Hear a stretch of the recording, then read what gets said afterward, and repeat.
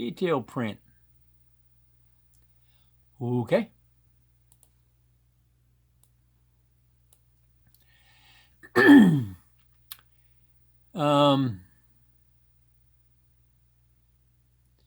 One, two, three, four. Those holes, those 4 holes, is where this form bolts to the other form, to the next form. The cross pieces, the one on the bottom lays against the floor, and the other one's 5 inches down. That way, when you raise your split form, the holes through this cross piece will be where this one that was 5 inches down used to be, and that'll give you 6 inches of concrete to grip on the wall so that it stays plumb. I stole that idea from Texas Filipino. I stole the slip form idea from Texas Filipino. I just changed how I build the forms and put dimensions on. There's videos. They're probably, I don't know. It could be 6 months old, maybe more. I don't know how many videos we got. Let's look for something that's probably got 10 or 12 views on it. It's a popular video. 10 or 12 views. That's our kind of speed right there. Last week we finally got a view on one of the videos. It'd been at 0 for a while. So I don't know. The ones that we're trying to help people with are how to build a cheap house in the Philippines. This poured concrete house is cheaper than hollow blocks. We did a video with the math, and we compared a 5-inch block, which is the legal smallest block you're allowed to use in the Philippines, even though contractors build them out of 4. 5 is the smallest thickness that you're allowed to use hollow blocks for a residence. So we did a comparison with a 5-inch hollow block wall. The required 1.5 inches or 3 centimeters, basically it's less than that, 3 centimeters of render on each side. If you don't go 3 centimeters, when this cement and water soaks into the porous block, it's like a sponge, then you get all kinds of surface cracks in your render. If you put a 1/2 inch of render up there, yeah, you can finish it flat. But it's just going to crumble up, and then you're going to be looking for the Boyce and crack filler paint. Put a coat of that primer on there and soak that in about 2 coats and then paint it. And you're just adding labor, let alone the cost of the extra paint. But anyway, we added up how fast we set a set of forms, the time it takes to pour them, and the time it takes to strip the form.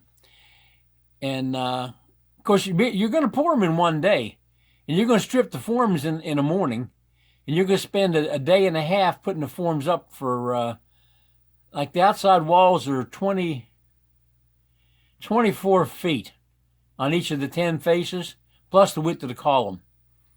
So you're pouring 24 feet of wall with the integral top tie beam. It's got the rebar like it was a separate tie beam. We could cut the wall out with a diamond saw or jackhammer or something, and the beam would hold the roof up because it's designed to hold the roof load without a wall. But basically, you can think of it as a 10-foot, 1 1/8 deep column or a wall. Think of it any way you want. It's either a beam or a column, but it's all solid concrete, incredibly strong. But when we figured it on the same thickness, total finished thickness being the same area of wall, it was 15% cheaper for the poured concrete.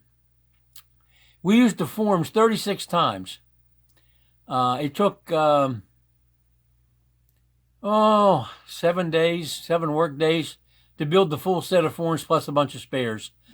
And we drilled extra facing boards and made extra frame pieces and a few extra forms, more than we needed. And that gave us, if we damaged one of them, when we did the next pour at the later part of the week, because we have like a 3-day cycle, the later part of the week we would just use one that wasn't damaged, and then we would fix the one we screwed up. Before we went to the phenolic board years ago, we had trouble getting them off, but they fall off with the phenolic board. We wiped WD-40 on it. Just spray a little around and wipe it with a paper towel until it just changes the color. They're a little shiny, and the forms don't stick at all. As long as you get them to spray that WD-40. You can use oil, but it can delaminate plywood or phenolic board because there's no glue in it. That's what they leave out. If they can't leave out the Portland cement and hollow blocks, they leave out the glue in the plywood and marine plywood to it. You paint it and the marine plywood falls apart. We've tried oil-based paint, latex paint,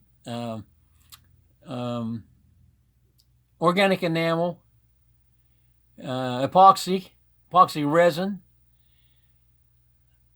That's about it. We've tried all of those. Every one of them delaminated the plywood. But in the morning, you come back and pieces will be peeled up along the edges and bumps in the middle. It's just poor quality. What else can you say? Oh, we're looking at here. This is a vertical notch board. Obviously, the spaces are not the same. You have 3 inches, 4 inches, and 4 inches for the bottom 3 bars. It's like tearing a piece of paper. If you get a tear along the edge, you can rip it right in two. So it needs more bars at the bottom and the top because they're near an edge. And at the top, we're down 2.5 inches and then 4. And then we have 9, 9, and 10. So when you have this, and we have longer ones for the 10-foot high walls. So you can stand this board on the floor and draw on your wall where the horizontal rebars are in case you want to drill and put a piece of 4-inch PVC through there for some kind of a big pipe, or you want to put in a 6-inch hole for exhaust fan for the kitchen, for a hood. Then you won't be hitting rebar. And the vertical spacing, they're by notch boards also. And we took pictures of the rebar, and we took pictures of the forms. And all you really need is a picture of the forms, because the rebar is the same place in from the edges of the form panels. So we can draw on the wall where the vertical rebars are if we know which form we started with. One of them is pushed up against a post or the end of another wall, and all the measurements of the vertical bars would be off that one. And the next one, they would be off of that form. And the last one, depends how wide your space is, whether there's 1 bar or 2. And the pictures of the bars sticking up through the top of the wall, and where pictures of conduit and bars you'll see in earlier videos. We can also tell where the vertical bars are and before we pour the roof slab. But after that, all we got is the pictures. And we have to sort of interpolate, that's a fancy word for guess, where the 2 are that we finished up with. Sometimes there's only like 3/4 of an inch of something stuffed between the last form and the post. And sometimes there's 8 inches. It just depends on what you're doing and which forms you used.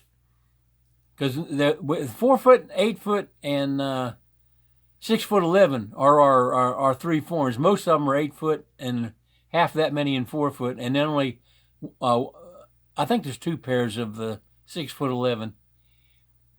Of course, there's left and right hands. And if you flip the phenolic boards, they will flip and screws will line up if you just turn them over to get the unused side out. We haven't done that yet, but if we want to put the side to the outside that's never seen anything but spilled concrete on them, then the screws will fit. But the thing is, we made the screw holes, they're all identical off of a pattern, but they're offset diagonally 1/2 inch. So then we flip it the first time, we'll be screwing into wood that has not had a screw in it before. But if we move them from a left side to a right side, the screw's right back in the holes of the where the other one came out of. Makes the screws easy to go in and out. But we have 2 options there. We can do it either way. Because sometimes you're not taking off pairs of forms, you're only taking off 1 here and there. And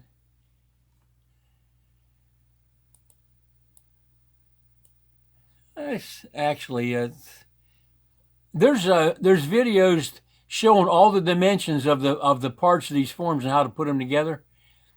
Only thing I can say is they work for us. We haven't had a bit of trouble with them. Well,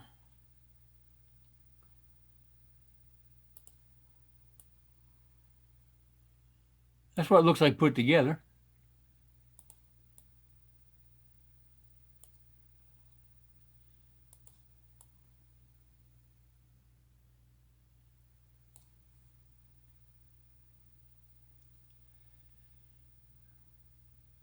I thought that would show what a corner form, how a corner form is built, but it really doesn't. But it's in the drawings, you know. It's not hard to find out. Oh,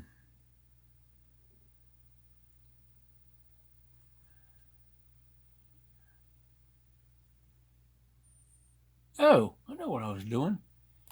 I actually was doing something that wasn't.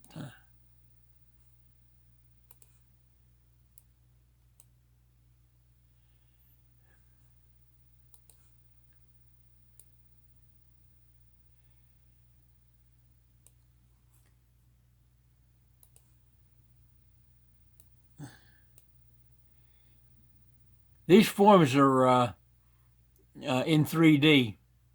So if it fits in the computer, it will fit if you cut them to the length they're supposed to be. We cut our cross pieces 1/4 inch short. There's a gap between this piece and that piece, just so they would go together. All these, the only purpose of these is to keep it from bowing, to get the bulge in the form. So, in phenolic board, we had a paper pattern for one, and we did a center punch hole where the holes go. Drilled an 1/8 inch hole straight through the other side, and then an Irwin speedboard bit, they call them flat bits in the Philippines, 2/3 of the way through the phenolic board, drilled all the holes 2/3, flip it over, and then drill from the other side. That way it cuts the outer fibers in the phenolic without splintering. It doesn't delaminate the face. But there's dimensions for these forms, and they've worked well for us. This is what a door buck looks like. This is all the pieces that are in it. I'm sure we've got a drawing somewhere that shows all the pieces loose or stacked, but you really need full-scale print. My wife cut or made these bolts. They bolt together with bolts. You'll see them in pictures in the videos. And she also did 3 sides of the round ones. I really can't tell what that is.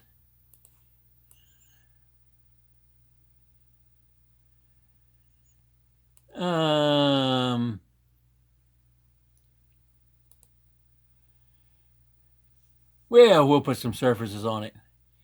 I don't know if it'll stay surface when I turn it. Yeah, it will. So we have 2 layers at the top, another layer, piece of plywood, piece of 1/4 inch plywood, and one at the bottom. There's 7 pieces to make up the 7 inches thickness. And this gives a drainage door jamb. It's like a window jamb. If you imagine this thing, well, we don't have to imagine anything. I never could make this flip part work the way I wanted to.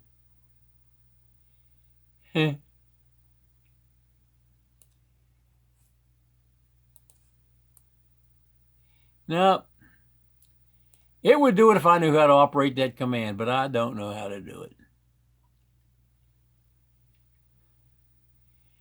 Okay, if you actually follow this channel, you'll know that this is the second half of a video also, just like the previous one. And if you don't follow the channel, it doesn't make any difference to either one of us. I truly expect to get a view on this video. Maybe 5 or 6 of them. We got some of them that get into the 20s, like 20 views or 24 views. Of course, it's taken a year and a half to get there, but you know. When you have what YouTube for a time claimed was the least viewed channel on YouTube, and that's us. And now I know I don't want to mention their name because I like their channel, but where we get up to 20 views, they get in 5 to 7. So I'm sure that when I had 11 subscribers, they had like 20. And now I don't know what I got. I got more than 11. Somebody told me they're getting too many. We may have to have some people unsubscribe. You'll notice that we've got no ads. And that's because we have very low view count, new view hours, and low subscribers. But if you get to 1,000 subscribers, YouTube's going to start putting ads on these videos, including the old ones. We don't get a dime out of it. They make some money on it. I suppose they're providing a service. Anyway, the way around it is if you hit 950 subscribers a couple years from now, you ask people to do away with the subscriptions. This, see a little cutie right here.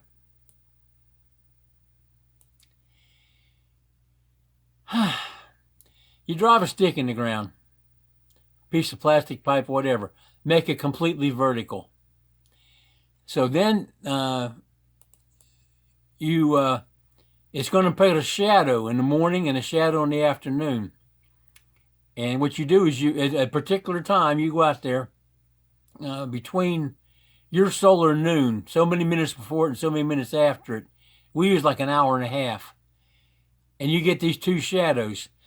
So we measure out the shadow an equal amount on both of them. Put a line across. Just a line. Well,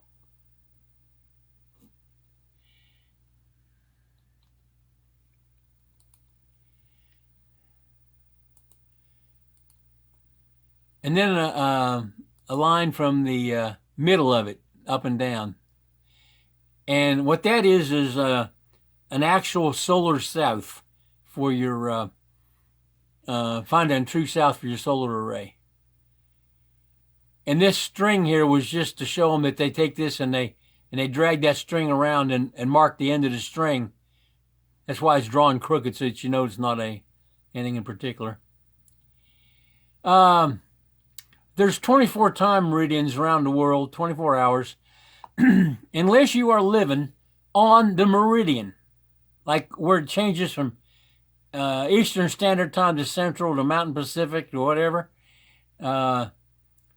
Your noon does not occur at noon on your clock, because that's noon at a meridian, and it's an hour away from noon on the next meridian. So you have to find out what time 12 o'clock actually high noon is on your piece of property, and we're like 11 minutes off of the exact center, the half-hour mark. And you can take your latitude or your longitude from, you go to Google Earth, dial in on your, where you want to know, your solar array is going to go. And it'll show you longitude and latitude down in the bottom right-hand corner. And the latitude is the angle you tilt the panels, and longitude lets you know how many minutes you are from a meridian. And so it's just, if you were at 27 minutes of rotation from the meridian, and so it's 27/60ths, 60 minutes to the hour, to tell you where your noon is. If just do it till the units cancel out, and it'll come out right. But you're basically wanting to find out where your highest sun position is on the place you're going to put the solar array. And this shadows here lets you find out where solar south is. So it's exactly right. And that was just left over from another drawing. Ended up here. We're going to save that follow, though we haven't done anything to it, but we're going to save it anyway. Okay, so I'm going to end this now and say a little prayer for the people with COVID. And if I don't accidentally delete it like I did yesterday morning, I'll try to run this through Movie Maker so that I can post it. Have a nice day.